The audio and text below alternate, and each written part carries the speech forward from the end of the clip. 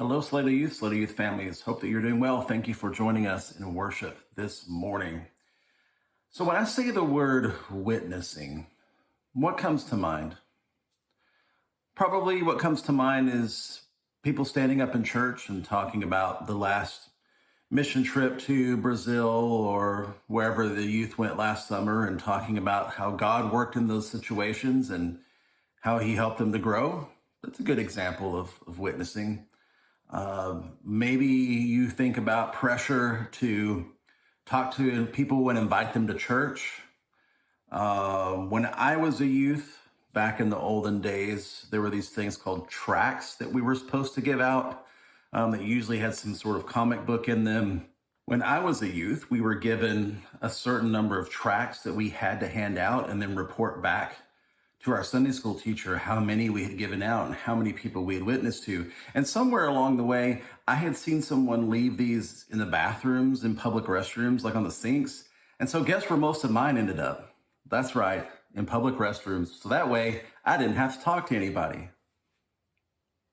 Or I've even seen these terrible tracts where it looks like money, and people will put that into the little books at the restaurants that the waitresses get your credit cards from. And it looks like you've left a nice tip, but instead it's a message of the gospel for people to hear about Jesus, because that's way more important than money, right?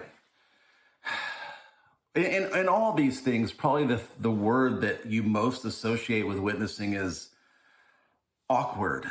It seems forced. It seems difficult. It doesn't really come natural.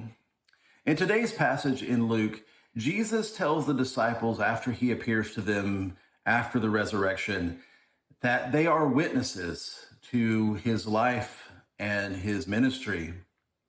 And while these words are said to the disciples, they also apply to us. We are witnesses to what God has been doing in our lives. Not that we will be witnesses when we're grown up and we have it all together. Grown-ups, I know you're laughing right now about having it all together. Not that we will someday, when we understand more theology and can speak better after we've been through school, then we can be witnesses. No, we are witnesses right now, today. So what kind of witness are we? I would say that witnessing includes several things. It's not just about what we say, which is important. The way that we speak and the way that we treat people in speaking to them is important, that we talk about our faith. I know that's hard to do sometimes because we feel like we don't have all the right words. We start to say something and it doesn't come out right, and we get a little embarrassed. We don't know what to do, and we start to sort of back off. It's really important for us to be able to talk about it, to be able to speak about our faith, even if it seems not the best, if we have trouble, if we don't know what to say. But also, I think us being witnesses includes our behaviors as well. As St. Francis said, it does no good for us to walk to preach if our walking is not also our preaching. Do the things that we say contradict the things that we do? Where is our integrity? How integral are we between our inside person and our outside person? Are those things connected? Because it could be easy to put on a cross necklace and say, ooh, I'm a Christian, and do all those things, and inside be dead. It's also possible to be filled with life and love inside and not let that out in service and witnessing to others. But God calls us to be people who have those things connected. And that's the most genuine witness that we can have, is when our inner life and outer life are one and the same, and God is in awe, and his spirit and love is amazing and doing great things in all of those things. And people see us and it's natural. It doesn't feel forced. It's just who we are. That's the ultimate goal. So you may not know how to get started in having a better witness.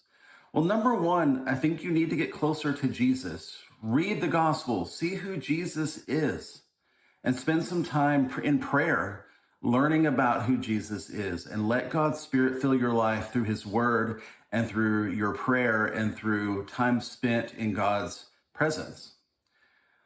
Number two, I think a way to help us with this is being in community. One of the best things about church and church community is learning to talk about our faith and doing it in a place where most people were kind of in the same place that we are, and we can speak with them about our faith and learn to talk about it in ways that we're more comfortable with. This is one of the things we do in youth group that is amazing. The time that we spend in discussion, I have to tell you, youth have some great ideas and you have some great insight.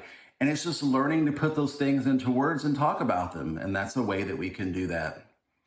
And finally, of course, is to learn to strengthen our witness in public, in situations where we are put into and we're tempted to compromise, to take time to reflect on what God would have us to do.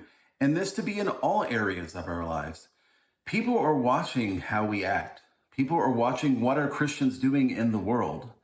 And if they see us doing things that God would ask us to do in the world, that's going to be the best witness we can possibly give. Living a life where we just are witnesses is not always easy, but God will be faithful and God will do the work in us and God will see it through if we just have the faith to let him do it. Hope that you've enjoyed worship today. Thank you for watching. We will see you soon. You are all loved. Bye.